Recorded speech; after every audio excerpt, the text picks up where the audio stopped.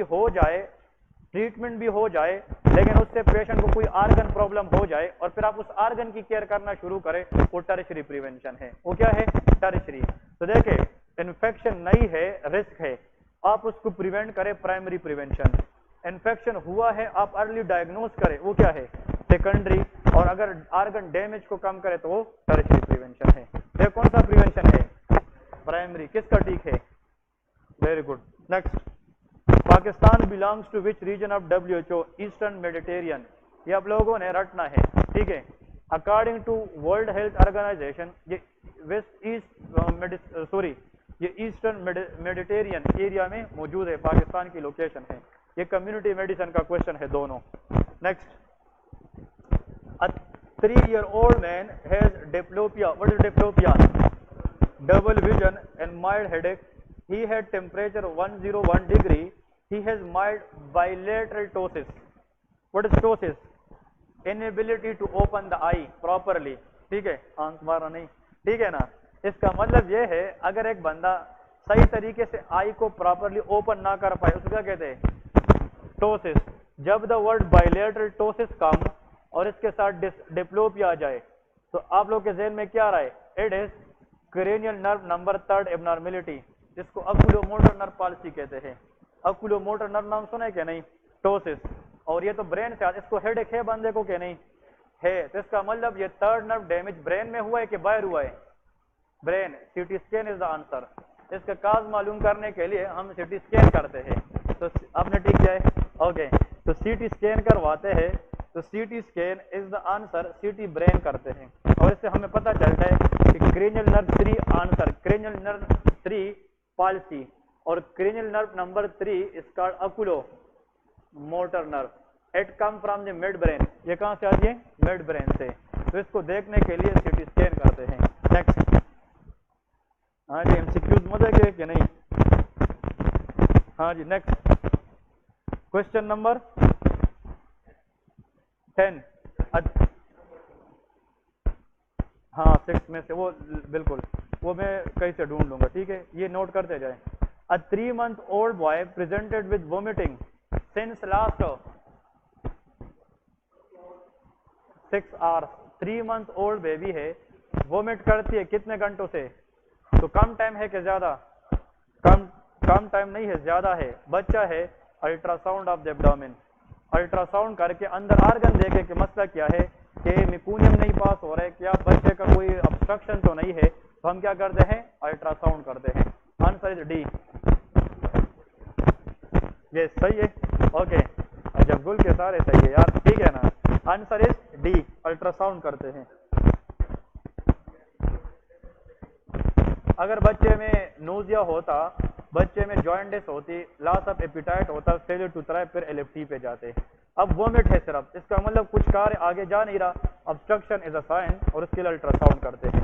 Next, वजनफर का ठीक है, okay. A 25-year-old pregnant lady present with acute dyspnea. It is pulmonary embolism. ये क्या है? पल्मोनरी। किसका ठीक है?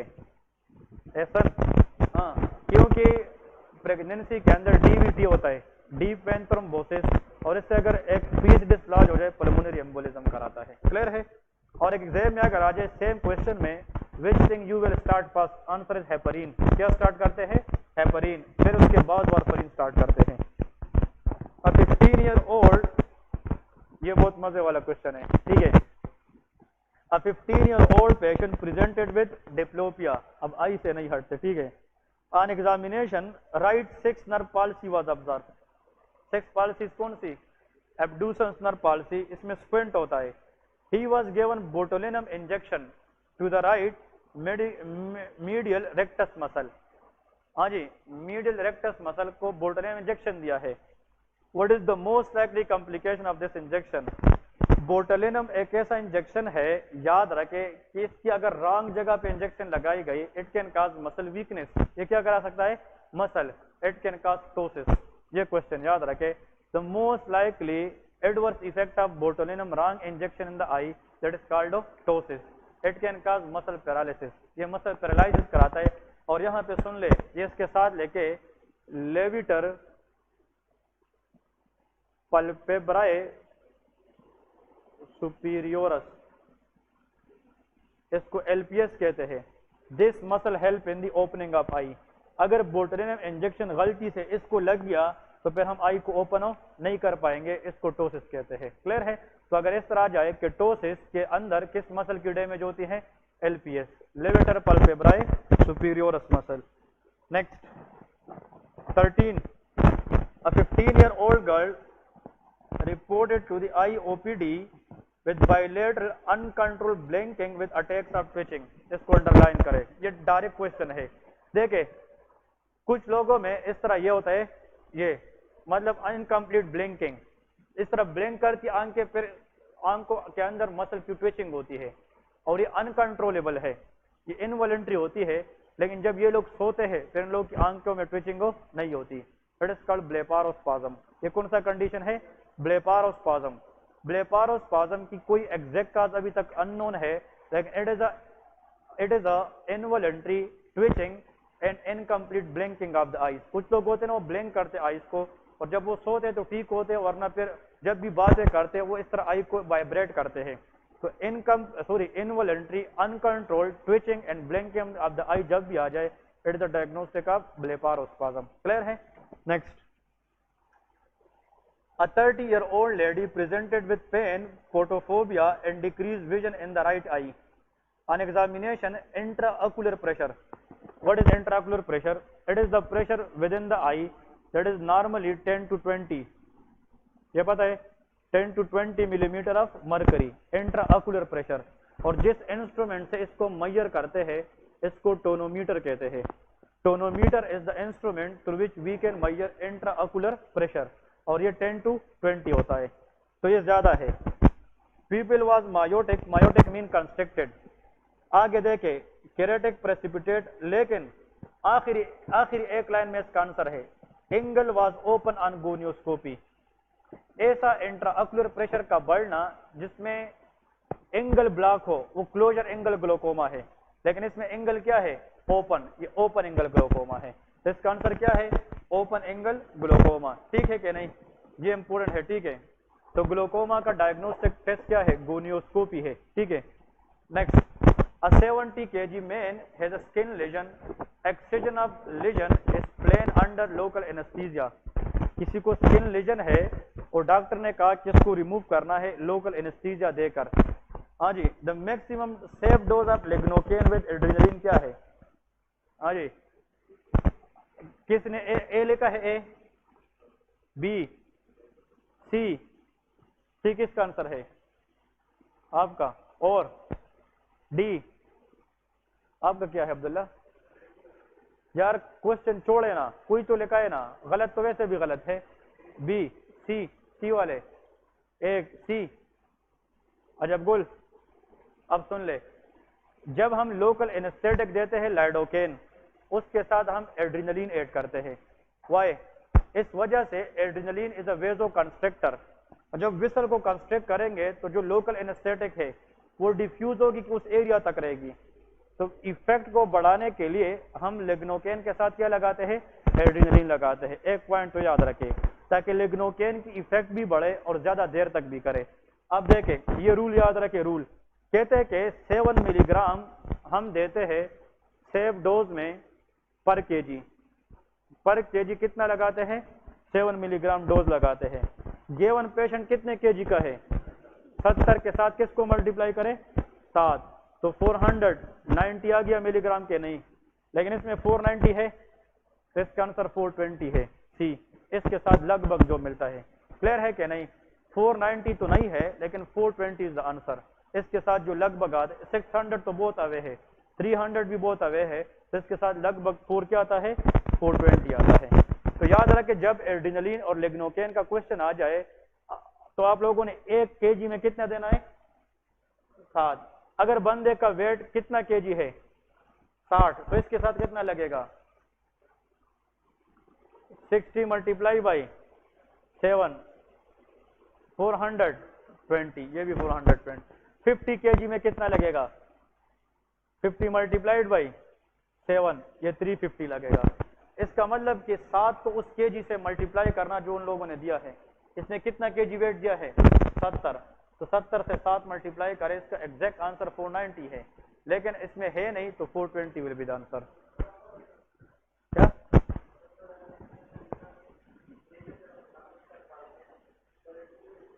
हाँ, हमेशा कम वाले लेते हैं, 490 से कम की तरफ आए तो पहला 420 है, वही आंसर होता है।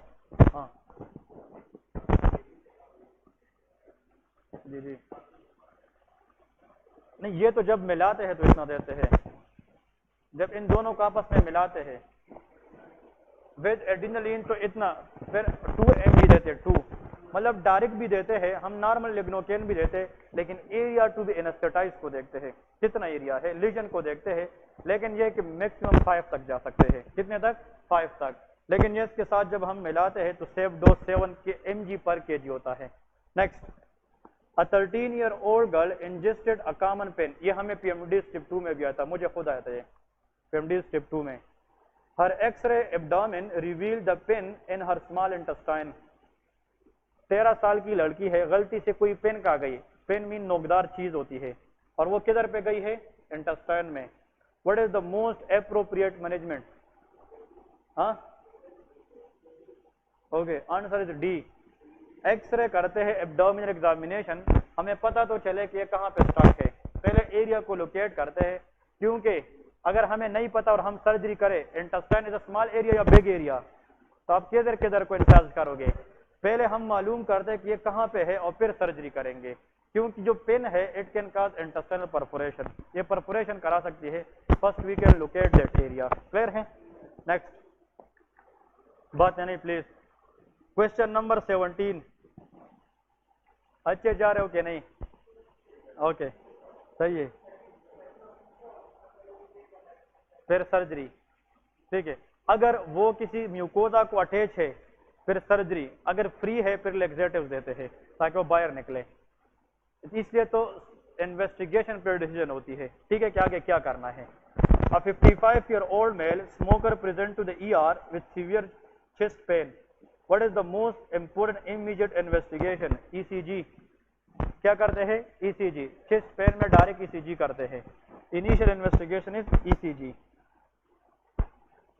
A 52-year-old man passes few drops of blood at the end of micturition. What is the most appropriate diagnostic investigation? Answer is cystoscopy. Answer is B. हम यूरिनरी ब्लैडर की जनाब सिस्टोस्कोपी, ताकि कोई इशू तो नहीं है। A 9 months old girl can say mama and dada. Non-specifically, it is a fine motor skill problem. ये fine motor skill है, फाइन मोटर, आवाज देना, किसी का नाम पे आवाज देना, ये फाइन मोटर स्किल है, ये ए है, ए, ठीक है। Next, 20, 11-year-old girl presented with 6 month history of worsening school performance, ये बहुत इंपॉर्टेंट है। 11 साल लड़की है, उसकी स्कूल परफॉर्मेंस खराब होती जा रही है। With the time when she walk she has sudden loss of tone and occasionally fall on the floor, ये किसका मसला है? Anyone in the class? मसला ब्रेन का हो सकता है कि नहीं? आंसर इज EEG, आंसर इसका बी है। इलेक्ट्रोएन्सेफेलोग्राम करते हैं ताकि हमें पता चले what is the most likely problem, इसमें सीजर वगैरह भी हो सकती है, तो EEG will be the answer. तो दिस इज फॉर टुडे। कितने ठीक किए? अब ऐसा करे, जितने गलत है या जितने ठीक है इसके एंड में लेके 13/20 14, ताकि नेक्स्ट में आप लोगों को पता चले हम कितने 20 कौन से में अच्छे कौन से में खराब है, ताकि एंड ऑफ द सेशन आप लोगों को पता चले कि मेरी परफॉर्मेंस कैसी रही थी। नेक्स्ट 20 आप लोगों ने आज जाके नहीं देखना, इंशाल्लाह कल हल करेंगे, ठीक है? समझ गए चीजों के कि नहीं? इंशाल्लाह कल इसको फिर आगे हल करेंगे, ठीक है? ओके।